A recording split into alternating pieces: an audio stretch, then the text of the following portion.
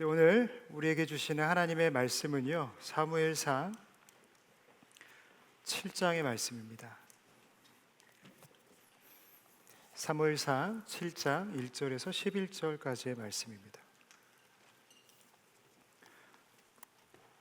제가 가진 성경으로는 구약 417면에 있습니다. 네, 한 절씩 교독하겠습니다. 기럇 여아림 사람들이 와서 여호와의 궤를 옮겨 산에 사는 아비나답의 집에 들여놓고 그의 아들 엘리야사를 거룩하게 구별하여 여호와의 궤를 지키게 하였더니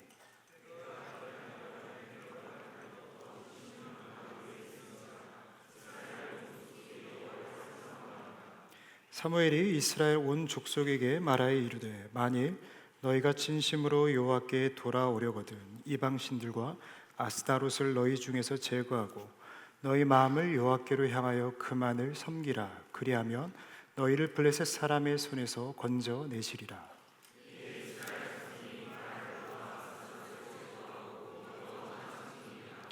사무엘이 이르되 온 이스라엘은 미스바로 모이라. 내가 너희를 위하여 여호와께 기도하리라 하매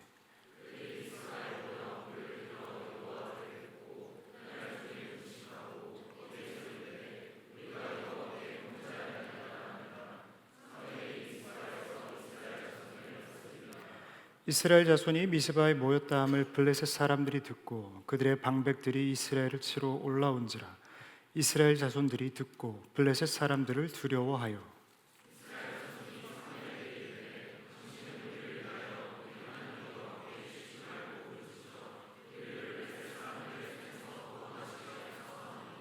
사무엘이 젖먹은 어린 양 하나를 가져다가 온전한 번제를 여호와께 드리고 이스라엘을 위하여 여호와께 부르짖음에 여호와께서 응답하셨더라.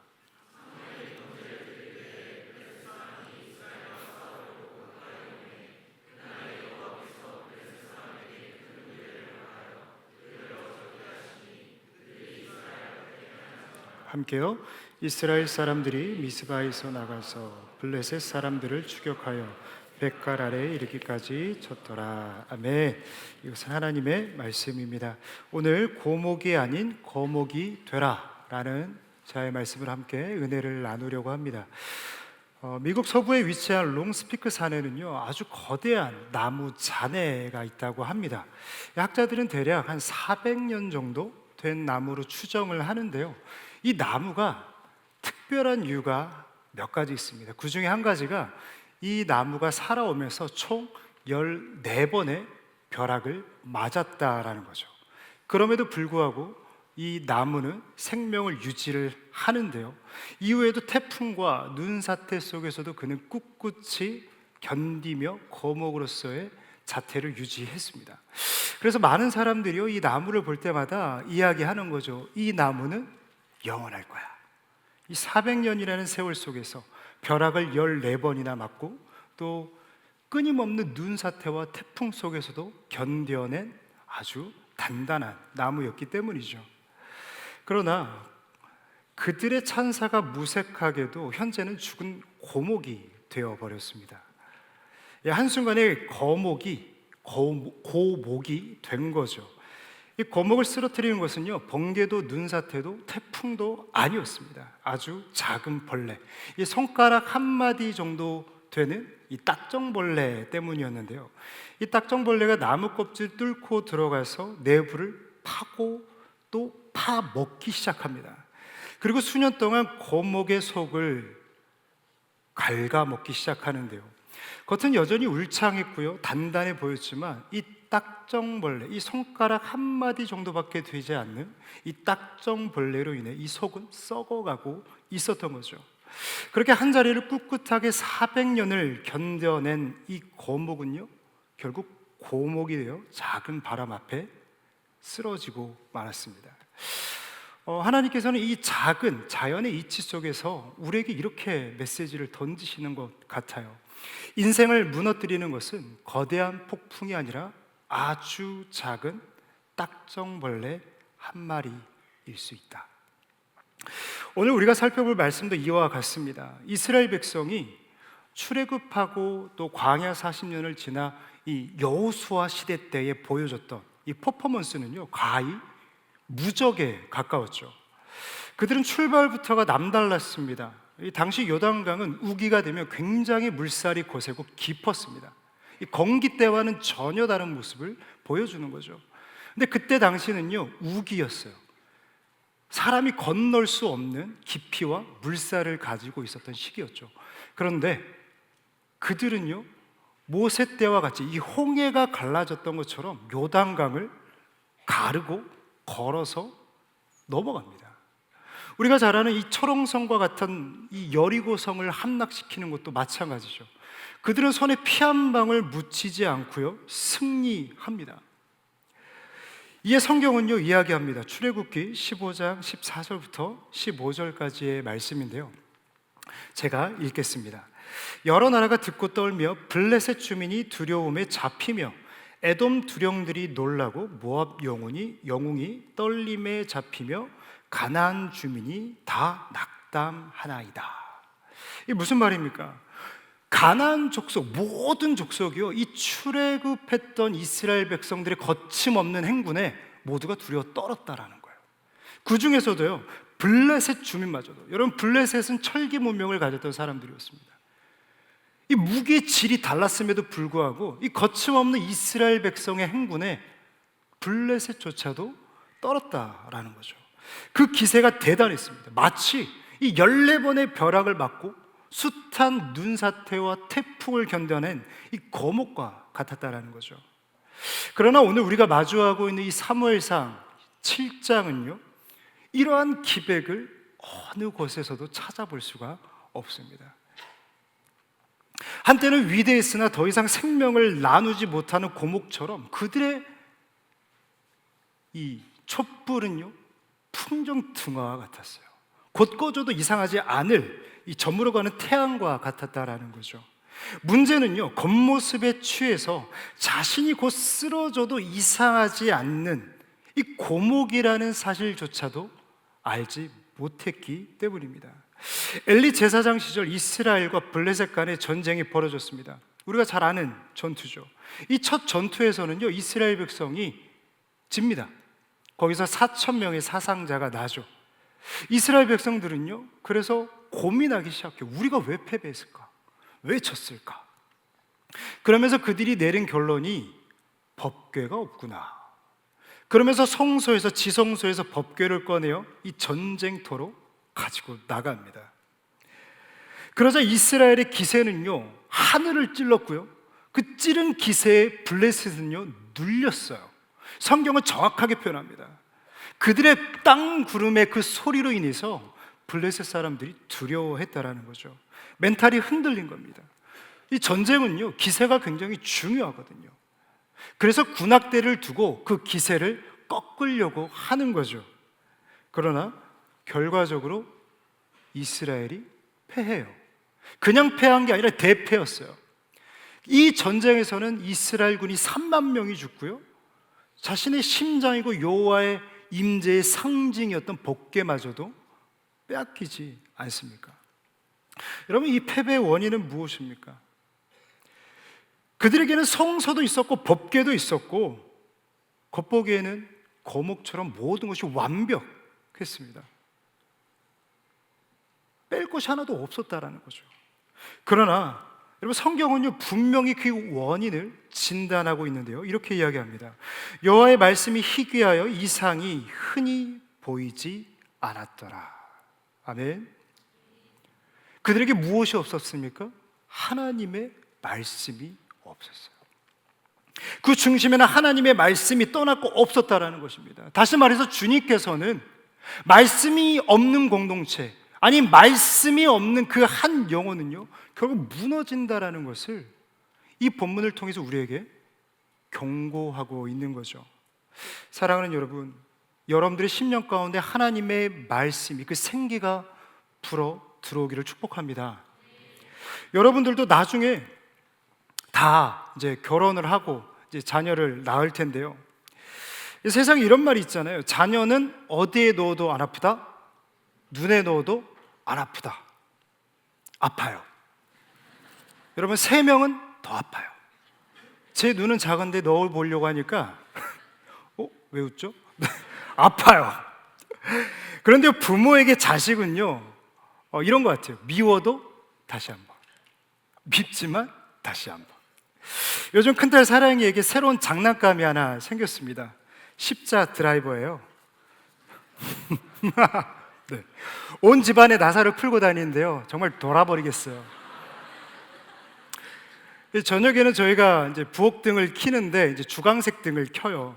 그때 드라이버를 들고 다니면요, 정말 척키 인형이 따로 없어요. 무서워요.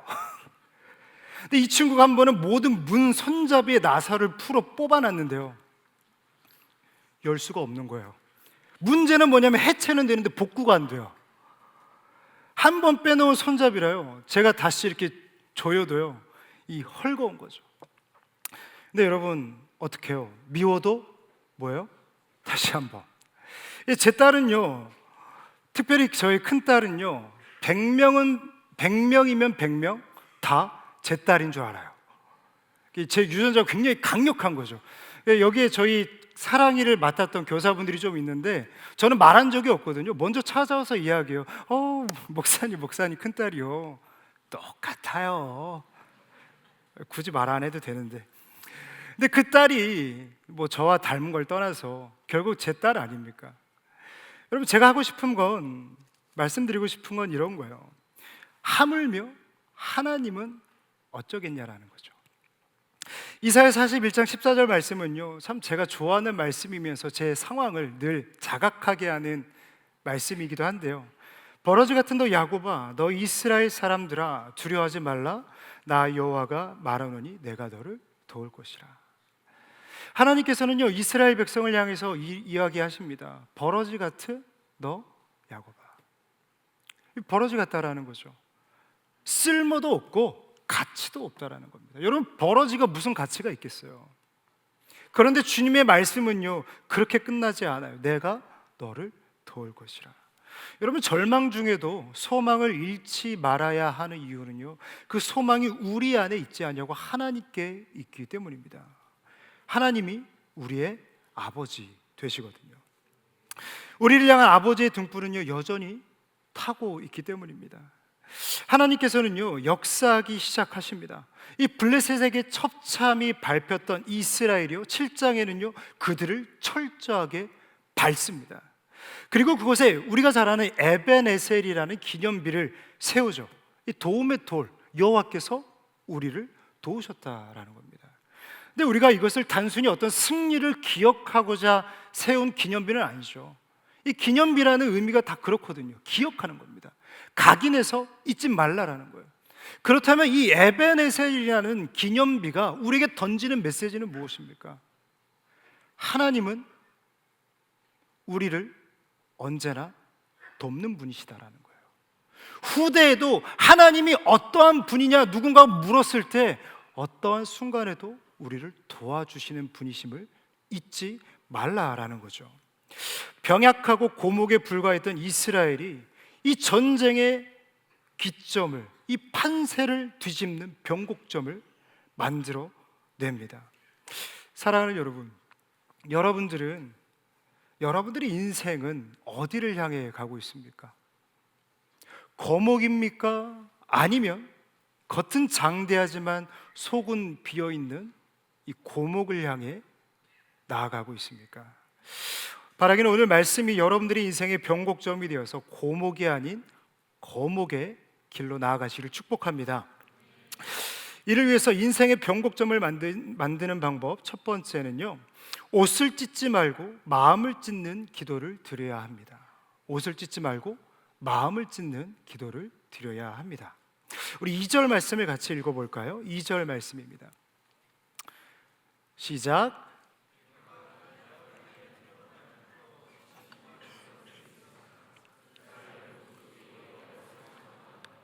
아멘.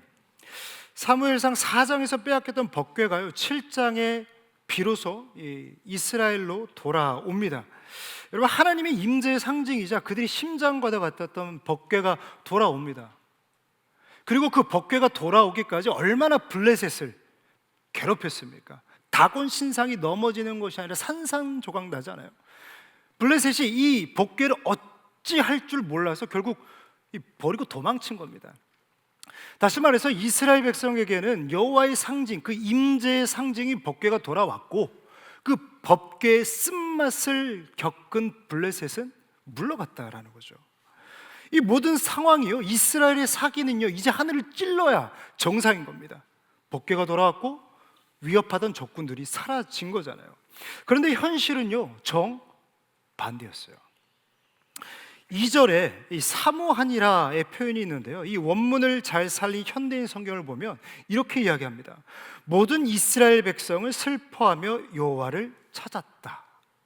법궤가 돌아왔어요. 블레셋이 떠나갔어요. 그런데 그들은 어떻게 했다고요? 슬퍼했다고요. 슬퍼하며 여호와를 찾았다라고 이야기합니다. 쉽게 말하면 이런 거예요. 그들은 설명할 수 없는 영적인 침체와 그 공허함 속에 어쩔 줄 몰라 하고 있었다라는 겁니다. 이스라엘 백성은 그 이유를 몰랐어요. 근데 사실 이 이스라엘 백성이 겪었던 이 영적인 침체와 공허함은요, 여러분들의 삶에서도 한 번쯤 찾아왔거나 종종 찾아오지 않습니까? 아마 앞으로도 여러분들에게 이런 영적인 침체는요, 또 찾아올지도 모르겠어요. 근데 그때 사무엘이 드디어 사사로서, 왕 같은 제사장으로서 등장을 합니다. 그리고 영적인 침체를 지적하는데 우리 3절 말씀을 같이 읽어볼까요? 오늘 본문 3절 말씀입니다. 시작. 사무엘이 이스라엘 온 족속에게 말하여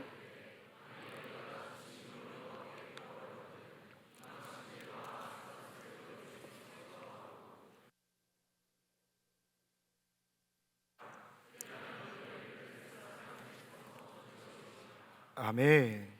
여러분, 사무엘이 이 영적인 침체, 모든 것들이 갖춰졌음에도 불구하고, 법궤가 돌아왔고 자신들을 위협하는 적들이 사라졌음에도 불구하고 그들이 겪고 있는 이 영적 침체의 원인을요, 한 가지로 이야기합니다.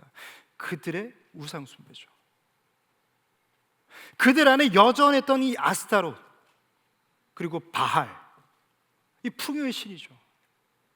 그 우상 숭배가 결국에는 영적인 침체와 공허함을 가져왔다라고 이야기합니다. 제가 오늘 말씀을 준비하면서요, 우연히 이제 결혼업체 직업별 순위표를 좀 찾게 되었는데요, 1등부터 마지막 23등까지 있습니다. 제가 찾아보니까 그래요. 판사, 검사, 의사, 회계사, 노무사, 변리사, 교수, 세상에 사자 다 들어가는 직장은 있는데 목사는 없었어요. 왜? 다룰 가치가 없다라는 거죠. 굉장히 서글펐어요. 23등이요, 일반 중소기업 정규직 입사자였는데요, 저희는 정규직이 아니에요. 6 to 10인데요, 서글펐어요. 그러면서 실행위원분들이 생각이 났어요. 신동일 집사님 6등급, 김봉수 집사님 5등급. 네. 저희는 왜? 여러분, 사실 뭐 직장이라는 것이 다 좋고 나쁨이 나눠지기도 하지만 뭐 그게 전부는 아니죠. 우리가 결혼할 때 있어서 뭐 좋은 직장을 가진 사람과 결혼할 수도 있고 또 아닐 수도 있잖아요. 중요한 건 우리는 보통 마음이라고 이야기를 하죠. 그런데 분명하게 모든 사람이, 이 결혼하는 모든 사람이 대답해야 될 질문이 하나 있습니다. 여러분, 질문 드립니다. 연애를 하든 결혼을 하든 두 명의 이성을 동시에 만나면 될까요, 안 될까요? 주저하시는 분은 누구세요? 된다라는 거예요? 안 되죠. 왜 답을 주저하세요? 안 됩니다. 여러분, 새로운 관계는요, 늘 모든 것을 완벽하게 정리한 이후에 시작이 되는 겁니다. 근데 문제는 뭐예요? 이스라엘 백성은 그렇지 않았다라는 거예요. 그들의 영적인 침체는 무엇으로부터 비롯됩니까? 단절되지 않은 우상 숭배로부터 비롯된다라는 거였습니다. 그들은 바알과 아스다롯을 섬기면서 하나님도 섬기고 있었던 거예요. 사랑하는 여러분, 이 하나님도 섬기는 것과 하나님만 섬기는 것은요, 이 조사 하나의 차이지만 좁힐 수 없는 엄청난 간극을 만들어내죠. 여러분, 이스라엘 백성은요, 여전히 예배를 드렸고요, 헌신도 했습니다. 피의 제사도 드렸어요. 그러나 그들의 신앙은 성소를 나가는 순간 그들의 가치는 바알과 아스다롯에 매였어요. 요즘으로 따지면 환승연애와 같은 거죠. 성소에 들어와서는요 거룩한 예배를 드려요. 그러나 그 성소의 문을 열고 나가면 세상의 가치관 속에서 판단하며 살아갔다라는 겁니다. 여러분, 이것이 이스라엘의 문제입니까? 그들만의 문제예요? 청년이 우리의 삶에도 이런 면이 있죠? 있습니다. 주일 성수도 하고요, 11조도 하고요, 봉사도 하고요, 때로는 때가 되면 선교도 나갑니다. 견선도 나가죠. 근데 실존으로 들어가면요 철저히 세상의 가치관에 따라 우리는 반응해요. 다들 그렇게 하니까. 이 정도는 괜찮지. 교회와 직장과 교회와 가정과 교회와 모든 관계에 적용되는 법이 다르다라는 거예요. 여기서는 누구보다 천사와 같이 하나님의 말씀대로 살아내려고 해요. 그러나 여러분, 저 뒤에 있는 성전의 문을 열고 나가면요, 직장의 문을 열고 들어가면, 가정의 문을 열고 들어가면요, 우리를 지배하는 가치관은 바알과 아스다롯이다라는 거죠. 여러분, 이게 결국 더 많은 소유를 갖고자 하는 욕심에서 생겨나는 이분법적 사고라는 것을 기억하십시오. 근데 문제는 뭐냐면요, 그 틈바구니 속에서 결국 상처받는 건 누구예요? 우리예요. 여기서 열심히 은혜를 받고 세상에서는 또 세상의 가치관에 지배를 받아서 세상과 똑같이 살아가는데 결국 상처받는 건 우리라는 거예요. 정말 안타까운 건 무엇이냐면요, 상처를 받고 교회에 와서 펑펑 울면서 위로를 받고 또 회복을 해요. 근데 교회 문을 열고 나가면 또다시 환승연애를 한다는 거예요. 악순환의 이 반복이 끊어지지 않는다라는 거죠. 남들이 욕하면 똑같이 욕해요. 저는 종종 놀래요. 단톡방, 그룹 리더들이 있는 단톡방에서 감히 상상할 수 없는 농담들이 오가요. 우리 교회 안에 특별한 관계 속에서 감히 교회 안에서 나눌 수 없는 이야기들이 나눠지는 것을 듣게 됩니다. 여러분, 이것이 세상의 가치와 교회의 가치를 분리한 그들의 삶과 무슨 차이가 있냐라는 거죠. 여러분, 사무엘은요 썩어가는 민족의 병곡점을 만들기 위해서 선포하는데요, 우리 6절 말씀을 같이 읽어볼까요? 우리 6절 말씀 함께 읽도록 하겠습니다. 시작. 그들이 미스바에 모여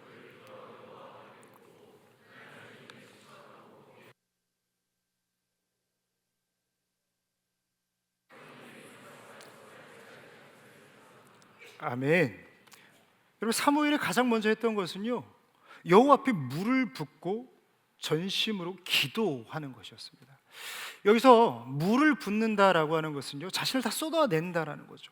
자신의 죄악을 인정하고 내가 그러한 존재임을 하나님 앞에 부어드린 의미를 가지고 있는 겁니다. 아울러서 그들은 금식을 하죠. 금식은 생명을 거는 겁니다. 그들은요 단순히 그냥 기도하는 게 아니라 생명을 걸고 기도했다라는 거예요. 그리고 그들은 대충 구하지 않았습니다. 끝으로 입술을 열어 자신의 모든 죄악들을 시인하죠. 우리는 이것을 참된 회개다라고 이야기를 합니다.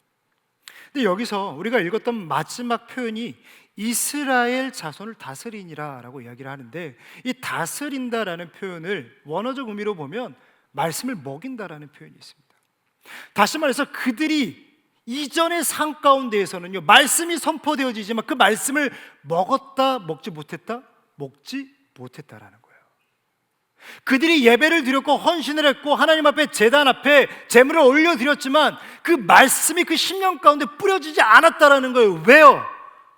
이분법적 사고, 환승연애, 그 마음의 우상이 제거되지 않으니까 그 말씀이 뿌리 내리지 못하는 거예요.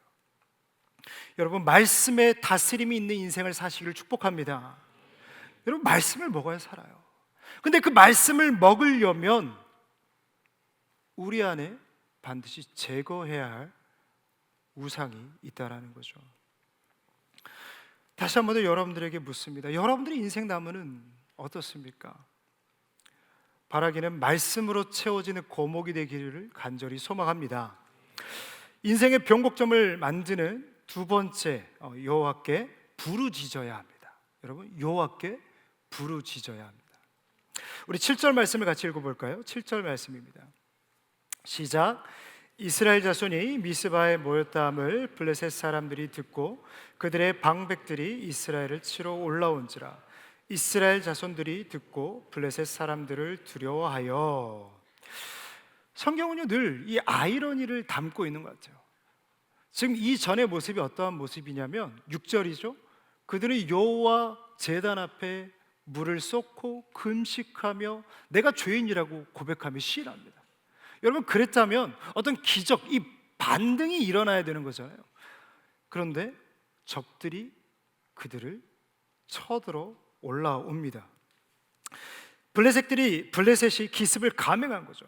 학자들은요 블레셋이 미스바의 응집을 이 군사적 도발로 여겼다라고 이야기를 합니다. 그러나 우리는 신학을 넘어 신앙으로 바라볼 수 있는 이 눈을 가져야 하는데요, 저는 이렇게 표현해요. 마귀도 알아요. 여러분, 미스바 광장에서 그들이 했던 것은 영적 갱신이었어요. 이 갱신을 마귀도 안다고요. 마귀는요 이 갱신을 꺾기 위해서 블레셋을 사용하는 겁니다.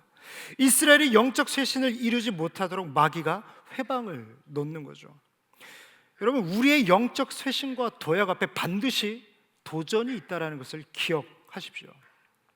우리가 느헤미야 시대를 봐도 그런데요, 느헤미야가 재건한 것은요 단순한 성벽이 아니었습니다. 그들의 영적인 성벽이었죠. 이를 막기 위해서 산발락과 도비아와 게셈이 사활을 걸고 막지 않습니까? 얼마나 그들이 회방을 놓고 군사적 행동으로 그들을 괴롭힙니까? 그러나 여러분, 그때 온 이스라엘 백성이 했던 것은요 그들과 직접 싸우는 것이 아니었습니다. 학사 에스라와 함께 수납 광장에 모여서 가슴을 치며 회개하며 은혜를 구했다라는 것이죠. 여러분, 기도할 때 기적이 일어납니다. 여러분, 기적이 일어납니다. 여러분, 기적은 경건의 모양이 아니라 경건의 능력이기 때문이죠. 여러분, 우리도 마찬가지입니다. 이스라엘 시대에 미스바 광장과 수문학 광장이 있었다면 우리에게 허락하신 원주 수양관이 있는 줄 저는 믿습니다. 여러분, 수련회 가는 거요? 당연하지 않아요. 왜? 그때의 마귀가 지금도 여전히 존재하기 때문입니다. 느헤미야가 영적 성벽을 재건하려고 했을 때 얼마나 그들이 어려움을 당했습니까? 여러분, 수련회도 마찬가지입니다.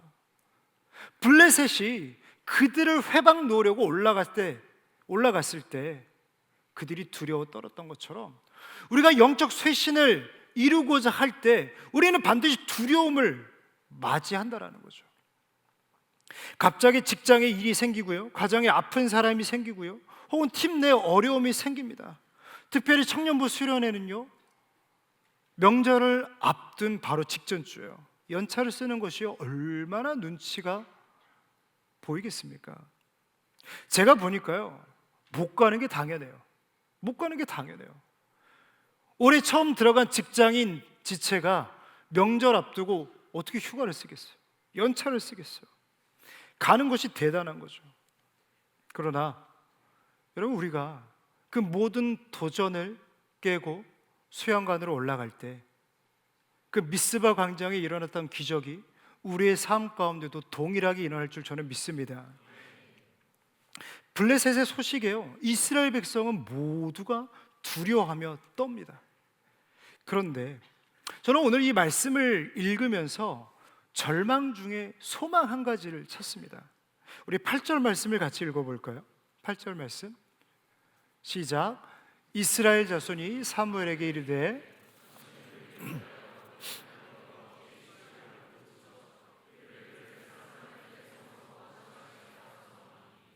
아멘. 여러분, 소망 혹시 발견하셨나요? 이스라엘 백성 하면요 생각나는 요즘 현대어가 있죠. 금쪽이. 자기 마음대로 하는 민족이 이스라엘 백성입니다. 불평하고 불만하고 마음에 안 들면 때려치고 자격지심에 늘 가득했던 백성이 이스라엘 백성이었거든요.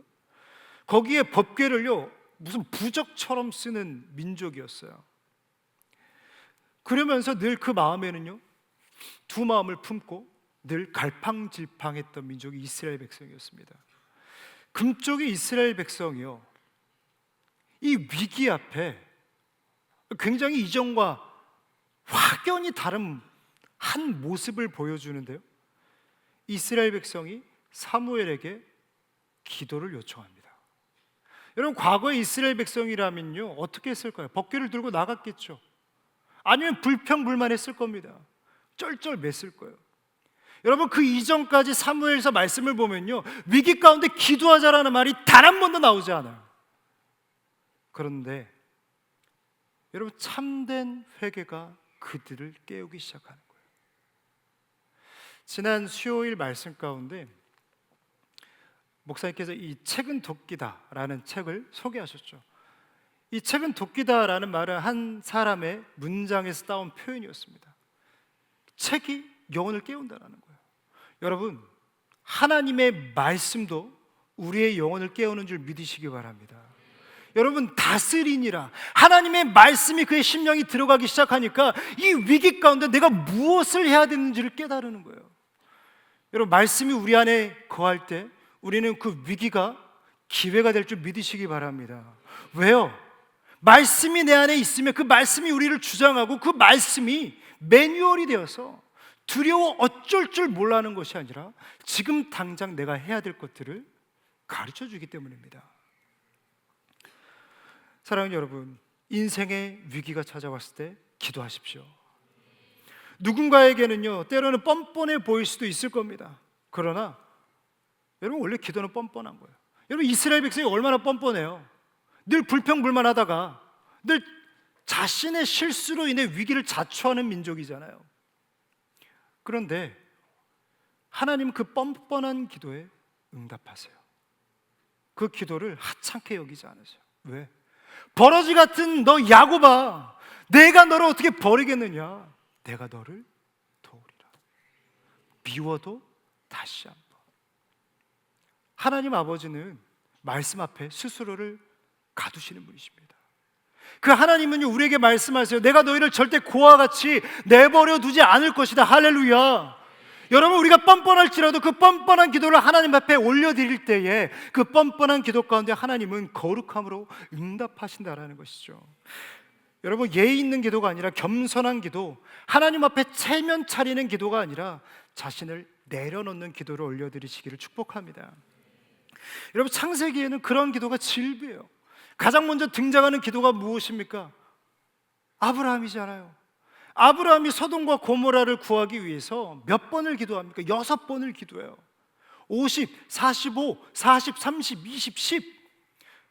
여러분, 그것은 아브라함의 뻔뻔함을 보여주는 것이 아니라 그럼에도 불구하고 내가 너의 기도를 듣겠다라는 거예요. 아멘이세요? 하나님은요 우리를 바라보면서 에휴 덜된 놈이라고 말하지 않으세요. 그 기도를 안타깝게 들으시고 기다리신다라는 거예요. 여러분, 하나님께는 계획이 있으십니다. 근데 그 계획이요 말씀이 내 안에 있을 때 깨달아지고 내가 하나님 앞에 구할 때에 그 은혜가 내 심령 가운데 부어진다라는 것이죠. 여러분, 요나서도 마찬가지입니다. 여러분, 요나가 뭐에 잡아먹히죠? 물고기에 잡아먹히잖아요. 여러분, 물고기에 잡아먹힌 그 이유가 누구한테 있어요? 저예요? 아니잖아요. 요나잖아요. 자기 때문에 물고기밥 된 거예요. 근데 뭐라고 기도해요? 나 좀 도와주세요 라고 기도해요. 여러분, 그 중심을 하나님이 아셨을까요? 모르셨을까요? 요나가 물고기에서 나와서 보여줬던 행동은 어떻습니까? 진짜 사람이 덜 된 모습이죠. 에? 그 정도 했으면 하나님 말씀대로 니느웨 성 돌아야 되잖아요. 순종 안 해요. 여러분, 그 요나의 중심을 하나님이 모르셨겠냐고요. 아셨어요. 그 뻔뻔한 기도, 어떻게 보면 가식적인 기도죠. 근데 주님은 들어주세요. 여러분, 주님 앞에 부르짖으십시오. 위기가 찾아오면요, 앞뒤 재지 말고 기도하라는 거예요. 살려달라고 부르짖으라는 거예요. 마귀는요, 끊임없이 우리를 참수할 겁니다. 너 그러고 또 죄 질 거잖아. 여러분, 그럴지라도 하나님 앞에 은혜를 구하십시오. 여러분, 그 기도를 들으신다고요. 사랑하는 여러분, 기도는 능력인 줄 믿으시기 바랍니다. 세상적으로 볼 때는요, 기도만큼 의미 없고 바보스러운 일이 없어요. 시간 낭비가 없어요. 누군가가 죽어가요. 그럴 때 우리는 어떻게 해야 될까요? 살릴 사람을 찾아야 되잖아요. 사업에 소망이 없어요. 어떻게 해야 될지 모르겠어요. 사람 찾아다녀야 되는 거잖아요. 근데 여러분, 우리가 가장 먼저 해야 될 것은 무엇입니까? 우리가 사람을 찾더라도 우리가 놓지 말아야 될 것은 무엇입니까? 기도인 줄 저는 믿습니다.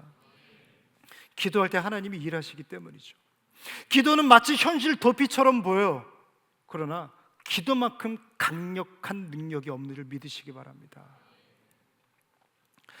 제가 이번에 유퀴즈에서 한 여성 게스트를 본 적이 있는데 굉장히 대단한 여성이더라고요. 무동력 요트로 세계 일주를 최초로 한 한국인 여성 이나경 씨에 대한 이야기였습니다. 그는 잘 다니던 싱가포르 보험 계리사를 그만두고요, 요트로 세계 일주를 하는데요, 이 11척의 무동력 요트가 영국에서 출발해서 시합을 하는 거예요. 뭐 스페인, 뭐 미국 다 돌아가지고 다시 영국으로 돌아오는데 누가 가장 빨리 돌아오는지를 시합하는 거죠. 그 경주 거리만요 4만 헬이래요. 7만 4천 킬로미터, 약 지구 2바퀴. 그리고 1년 동안 자비량으로 쓰는 돈이 1억. 그래서 우승 상금이 얼마냐? 빵원. 미친 거 아닙니까, 여러분? 여러분, 명예가 있습니까? 아니면 뭐 상급이 있습니까? 돈을 1억을 쓰고요, 죽을 고비를 넘어서고요, 거기서 3가지를 느꼈대요. 배고픔, 괴로움, 두려움. 여러분, 사서 고생하는 거잖아요. 근데 한 번은 호주를 지나는 중이었대요. 4시간 동안 거의 20번 이상을요, 배가 좌초될 뻔을 경험했다라고 하더라고요. 영상으로 보는데요, 배가 50도 이상 기울어 가지고요, 거의 진짜 전복될 것 같아요. 사람들이 어떻게 하고 있느냐, 하네스를 차고요, 난간에 링크를 걸어 가지고 그냥 정말 대롱대롱 매달려 있는 거예요. 배가 이렇게 있으니까 난간에 걸려 가지고 사람이 다 이렇게 서 있는 거죠. 매달려 있는 겁니다. 그때 이나경 씨가 이 돌아가면서 조타를 잡는데 때마침 이 조타를 키를 잡고 있었다고 합니다. 이 배가 너무 기울어지니까 이 조타가 너무 무거워진 거죠. 특별히 바람과 이 파도 속에서 도저히 이 조타를 돌릴 수가 없었다라고 이야기합니다. 이때 그 배에는 모든 배는 노련한 선장 한 명씩이 타는데 그 노련한 선장님이 이렇게 이야기하는 거예요. 이나경 씨, 조타에서 손을 떼십시오. 조타에서 손을 떼십시오. 이나경 씨가 듣기에는 이게 무슨 허무맹랑한 말인가 싶은 거죠. 이게 뱃머리를 돌려야 되는 상황에서 이것을 떼라고 하면 여러분 어떻게 해요? 불안하죠. 그래도 떼래요. 상식적으로는 이해할 수 없는 말입니다. 지금이야말로 더 꽉 붙잡아야 할 순간이고 더 강하게 방향을 통제해야 할 것처럼 보이는 상황 아닙니까? 그러나 노련한 선장은요, 거센 파도와 바람 앞에서는요, 인간의 힘은 오히려 배를 더욱 위험에 빠지게 한다라고 이야기를 합니다. 나경 씨는 조타를 놓고요, 바다에 배를 맡기기 시작합니다. 그때 오히려 이 배가 이 파도를 타고 균형을 잡아가는 것을 경험하게 되죠. 사랑하는 여러분, 이 짧은 이야기를 통해서 무엇을 느끼십니까? 저는 먼저 우리 인생이 이와 같다라는 생각이 들더라고요. 인생의 파도가 치면요, 조타를 잡아도요 돌릴 수가 없어요. 인생의 고난이 찾아오면요, 내가 이 조타를 돌리고 싶어요. 뱃머리를 돌리고 싶어요. 인생의 뱃머리를요, 여기가 아닌 저쪽으로 돌리고 싶다고요. 근데 돌려지지 않기 때문에 고난인 거예요. 우리는 위기의 순간마다 더 붙잡으려고 합니다. 더 계산하고 더 통제하고 더 애써 방향을 돌이키려 한다라고 하는 거죠. 근데 여러분, 우리는 손을 떼야 됩니다. 그리고 우리가 붙잡아야 할 것은 좋다가 아니라 주님인 줄 저는 믿습니다. 여러분, 기도라고 하는 것은요, 아무것도 하지 않은 어떤 명상이나 체념을 말하는 것이 아닙니다. 기도는 좋다를 포기하는 것이 아니라 좋다의 주인이 바뀌는 순간입니다. 우리가 손을 떼고 하나님께 맡길 때 인생의 방향은 표류하지 않습니다. 오히려 그 배를 만드신 분, 바람과 파도를 아시는 분께서 가장 안전한 각도로 이 배의 뱃머리의 방향을 잡아주시는 거죠. 여러분, 오늘 말씀의 결론도 그렇습니다.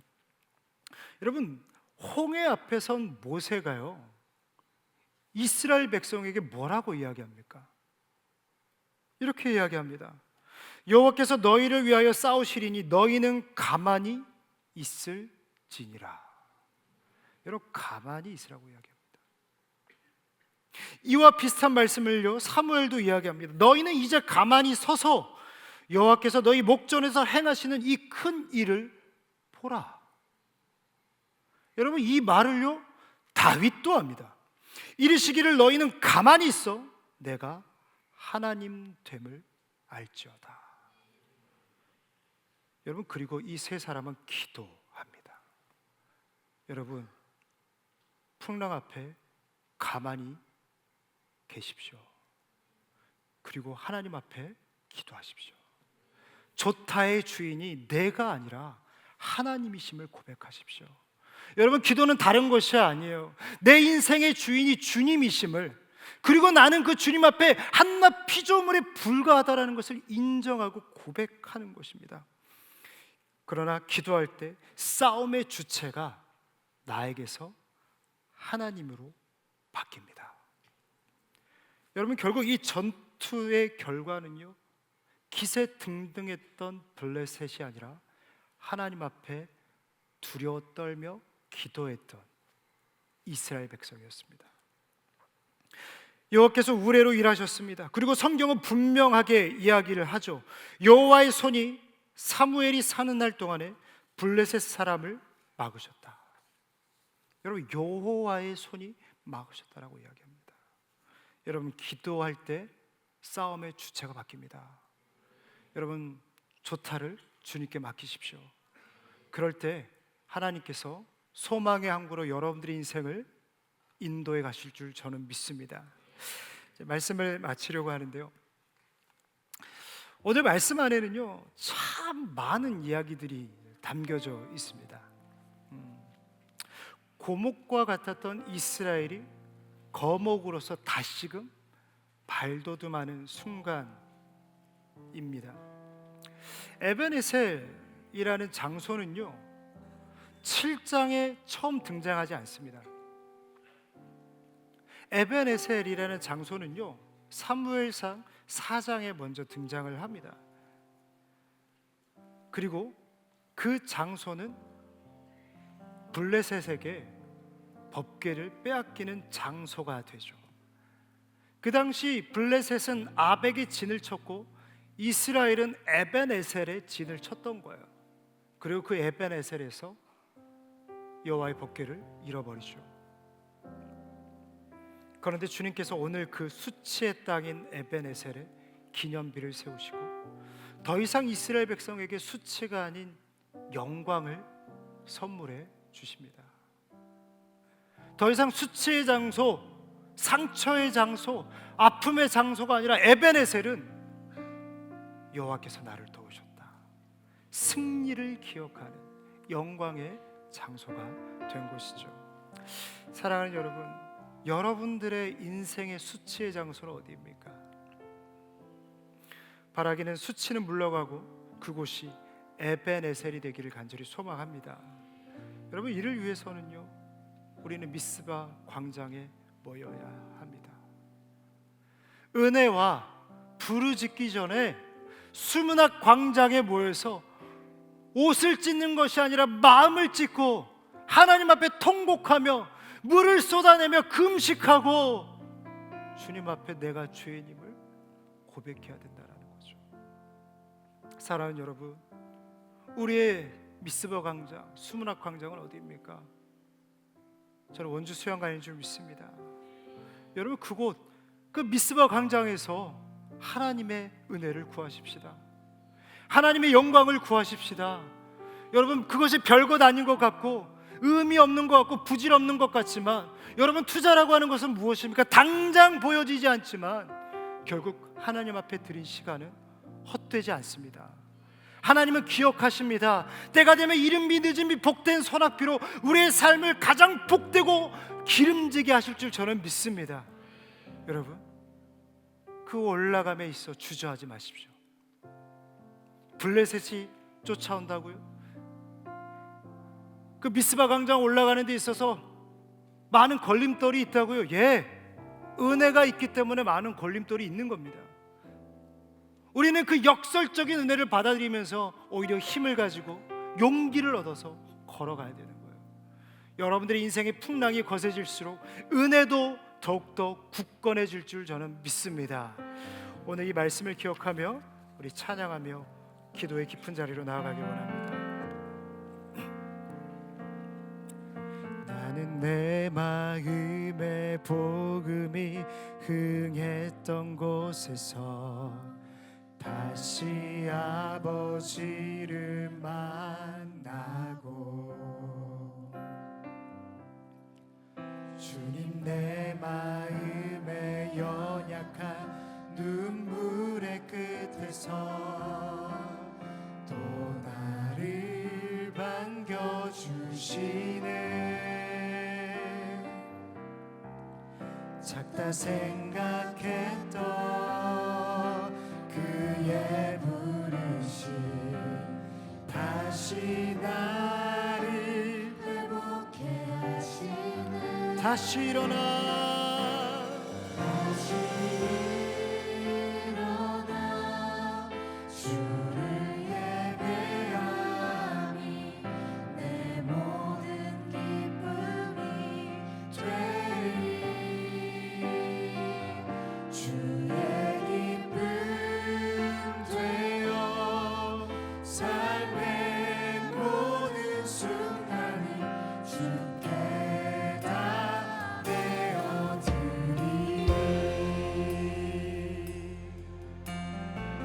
고백합니다. 내 마음에 나는 내 마음의 복음이 흥했던 곳에서 다시 아버지를 만나고, 주님 내 마음의 연약한 눈물의 끝에서 또 나를 반겨주시네. 작다 생각했던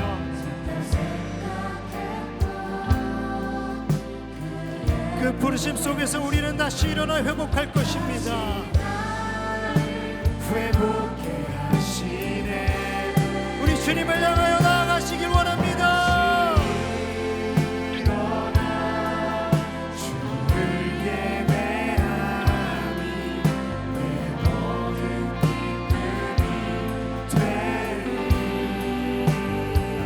주의 기쁨 되어 삶의 모든 순간이 주께 다 되어드리리.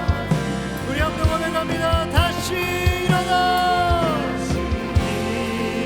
일어나 주를 예배하니 내 모든 기쁨이 되리.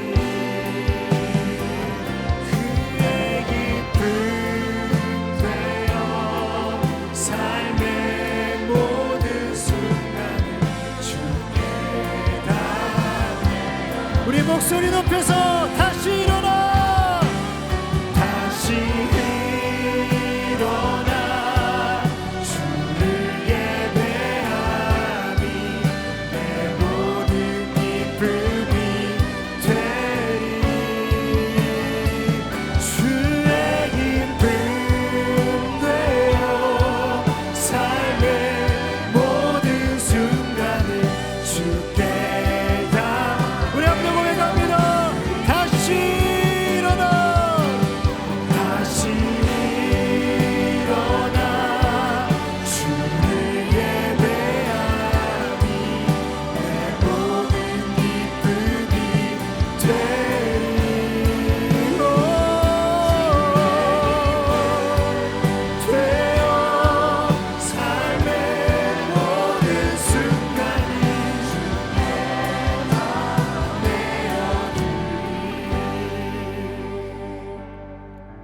우리 시간에 간절히 부르짖기 원합니다. 주님, 원주 수양관이 미스바 광장이 되게 하여 주시옵소서. 우리의 마음을 물처럼 쏟아놓고 금식하며 옷을 찢는 것이 아니라 마음을 찢고 내가 죄인임을 고백하는 자리가 되게 하여 주시옵소서. 여호와를 향하여 은혜를 부르짖을 때 내 삶의 블레셋이 도망가게 하여 주옵소서. 우리 가정에 우리 삶에 들이운 마귀가 떠나가게 하여 주시옵소서. 우리 주님 세 번 부르짖고 기도하겠습니다. 주여, 주여, 주여. 살아계신 하나님,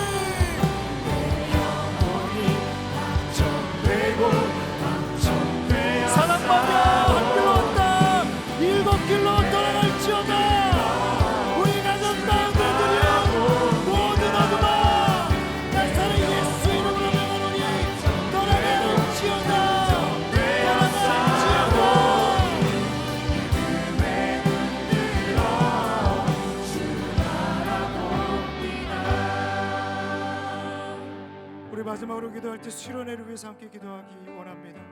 주님, 수련회 위에 전무후무한 은혜를 베풀어 주시옵소서. 내 영혼이 말씀 가운데 깨어지게 하여 주시고 소생케 되게 하여 주시옵소서.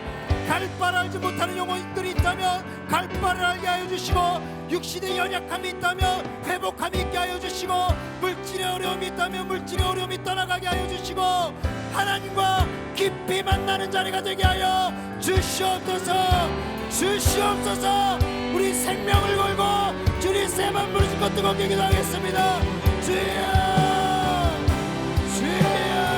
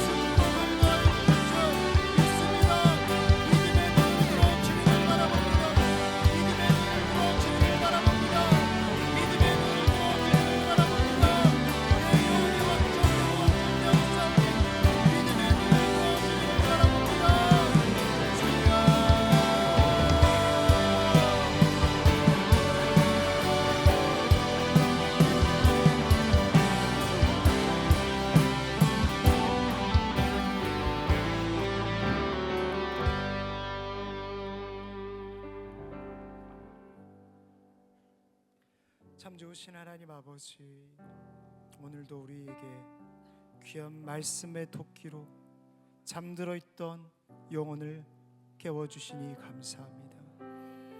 하나님, 예배도 드리고 하나님 앞에 헌신과